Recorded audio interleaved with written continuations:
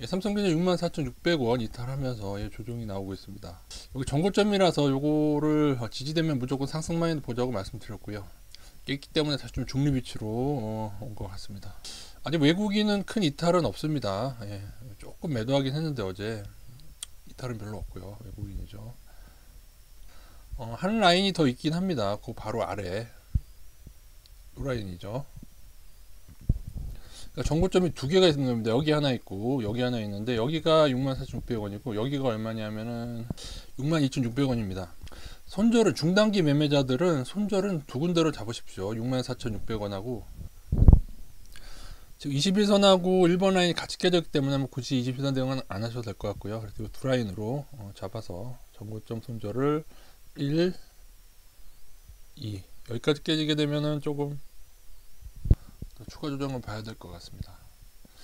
물론 이게 아직은 이거를 안 깨서 그죠? 조정이 나오더라도 이 정도까지 누린다고 해도 가기도 하는데, 근데 이게 사실은 정고점을 돌파하면은 이런 정고점을 돌파하면은 여기를 깨지 않고 가는 게 더 강합니다. 그러니까 약간 중립으로 보시고 좀 무리하게 들어가신 분들은 1차 손절, 다 손절을 할 것까지는 없고요. 나머지 62,600원 보시고 장기 투자자들은 상관없고요. 외국인이 많이 빠져나가지는 않았는데 어제 외국인 선물 매도가 좀 있었죠. 마감은 한 7천억대로 매도로 마감됐습니다만은 코스피 차트는 2,500선을 깼는데요. 근데 이게 2,500선은 장중 기준까지 포함했을 때 2,500선이고 종가 기준 정고점 사실 2,480선입니다. 2,480선. 그래서 인버스는 2,480선 깨지면 늘리도록 하겠습니다. 2,480선 안 깨고 다시 튀어오를 가능성도 없진 않습니다. 보시다시피 코스피도 외국인이 많이 빠지진 않았고요. 그죠?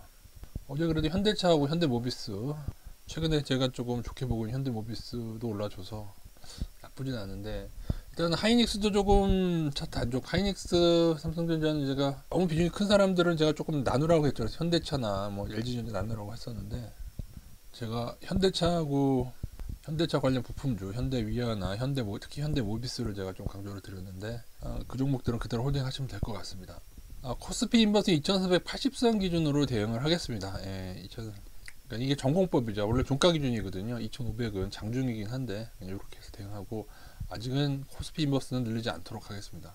이후에 외국인이 빠져나가는 모습을 보이거나 아니면은 삼성전자도 아까 말씀드린 두 번째 손절 라인 62,600원까지 깨게 된다면은 그때는 코스피 인버스도 포함을 하겠고요. 현재는 나스닥 인버스 30%, 코스닥 인버스 10%가 있고요.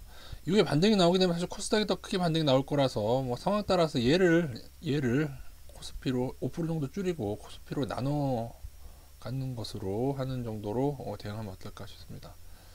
그렇다면 오늘 내일 정도는 좀 더 떨어지지 않을까 싶긴 한데요. 코스닥도 5일선 깨졌을 때 저희가 인버스를 다시 편입하기 시작했고, 그다음에 여기서 한 10%를 넣어버렸죠. 5%를 10% 넣어버렸고, 21선 깨졌을 때도 원래 넣어야 되는데 그냥 이때 10% 넣어가지고 추가로 넣진 않았었고요.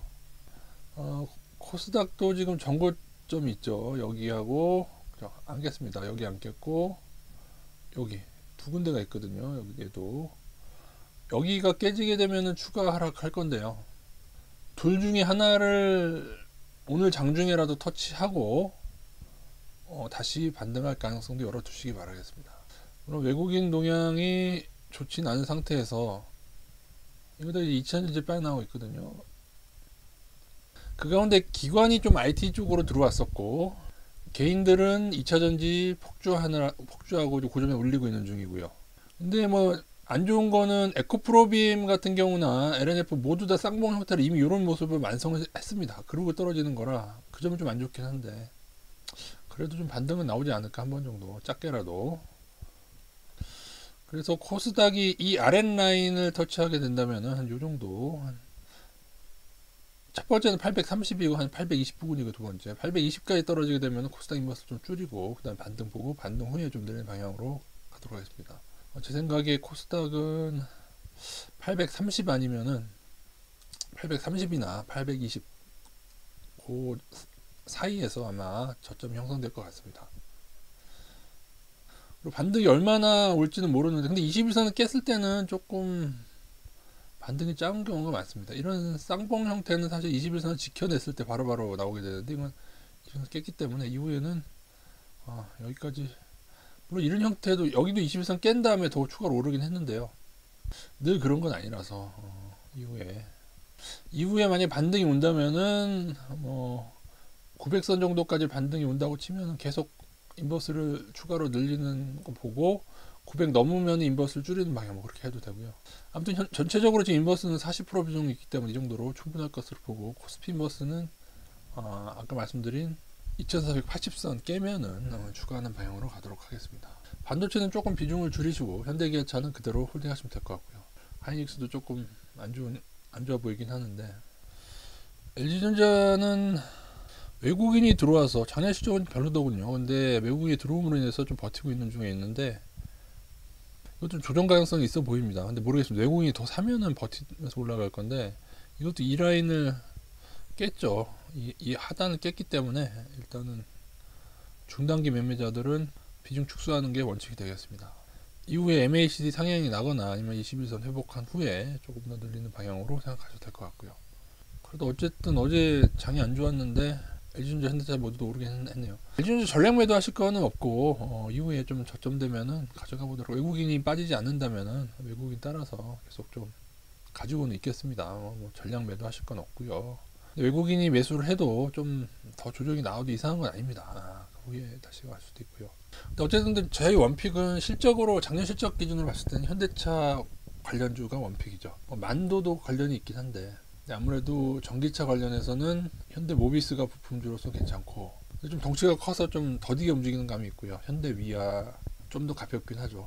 그 외에 중소형 자동차 부품주 중에 전기차 관련된 건 한번 찾아서 몇 가는 그때 에코플라스틱하고 몇 개 말씀드리긴 했었는데 텔코웨어도 말씀드렸던 것 같고, 여러분 잘 모르시겠지만은 제가 중소형주는 따로 막 크게 설명드리기보다 이렇게 넌지시 던져드리죠. 왜냐하면 또 너무, 그래서 좀 그게 고민입니다. 이제 중소형주를 따로 강조를 드려야 되는지, 또 이제 매수세가 너무 몰려버리면은 호가가 올라가거든요. 그럴 수가 있습니다.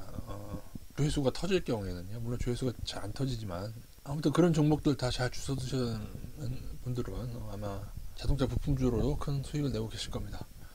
BGF 에코 머티리얼즈도 언급드렸는데 얘는 좀 조정이 좀 나올 것 같고요. 에코플라스틱은 좀 많이 올랐죠. 텔코웨어가 아니라 텔레칩스입니다. 텔레칩스도 많이 올랐죠. 아이고, 제가 저희 누나한테 텔코웨어를 사라고 한 것 같은데 영상도 확인해 봐야 되겠나. 텔레칩스라고 말을 했겠죠. 지금 잠깐 헷갈리는 것 같습니다. 그 외에도 지난번 첨단 했다가 이제 조정 나오는 DB 하이텍 같은, 얘 실적은 좋은데 얘 좀 복잡합니다. 무슨 펀드, 무슨 누구 펀드가 들어와서 이러고 있는데 20일선 깼다는 점에서는 조금 안 좋긴 합니다. 이럴 경우에는 더 떨어질 수도 있긴 합니다만은, 급등했던 주성 엔지니어도 21선 좀 깨고 있긴 한데, 얘네들도 근데 조정될 때 모으면 한 번 더 튀어 오르기도 합니다. 근데 이제 뭐 장기로 막 크게 갈지 잠깐 이러다 말지는 좀 지켜봐야 되는데, 외국인은 안 좋죠 지금. 주성 엔지니어는 약간 공매도 비중도 있고요. 원익 계열에 좀 저평가가 많았는데 다 지금 같이 조정이 나오고 있네요. 되게 좀 고민입니다. 이게 신호가 나는 애들로 가야 되는지 아니면 저평가 애들로 가야 되는지 고민이긴 한데, SFA는 좀 조정이 나오는데 그래도 양호하네요. 그죠? 반도체 부품주 유진테크가 대표적이긴 하고, 조정 시에 해서 뭐 반등 때 오를 수도 있겠습니다만은 일단 엔비디아가 지금 좀 문제가, 전 버블이라고 생각하고 있거든요. 그래서 얘네들이 근데 잘 보셔야 되는 게, IT 부품주에 제가 기관이 매수했다 말씀드렸죠. 기관이 올렸어요. 근데 기관이 요즘 좀 지지부진하고 이제 개인이 그 후에 들어오는데, 개인이 폭주해서는 답이 없고요. 나중에 기관이라도 들어와 줘야 됩니다. 근데 외국인 모습은 별로 안 좋죠. 그죠? 이런 점은 보시고, 어차피 이거는 이런 건 중단기 매매인데 일부 종목은 이제 펀드 조성되고 하면은 많이 오르겠습니다만은, 그렇다고 모두가 다 펀드에 포함되는 것도 아니라서요. 이건 좀 더 제가 연구가 마치는 대로 알려드리도록 하겠습니다. 최근에 삼천리가 급등, 몇 년간 급등하고 이제 급락을 했죠. 그래서 여러분, 급등한 애들은 살살 뭐 오를 때마다 조금씩 줄여가야지 너무 장투해서는 안 됩니다. 이게 실적은 좋은데 그 내용을 들여다보면은, 게다가 파운드리인데요. 파운드리에서 약간 하위급에서 그거거든요. 요건 한번 제가 나중에 한번 다시 좀 설명을 드리도록 하겠습니다. 설명이 됐나 모르겠네요. 대충. 저희 원픽은 현대차와 그 관련 부품주가 저희 현재 원픽입니다. 그거 가져가시면서 잠시 조심은 하겠지만은 너무 인버스 우위가 아닌 한 인버스 한 40% 정도로 대응하면서, 코스피 2480선 깨질 경우에는 인버스 추가하겠습니다.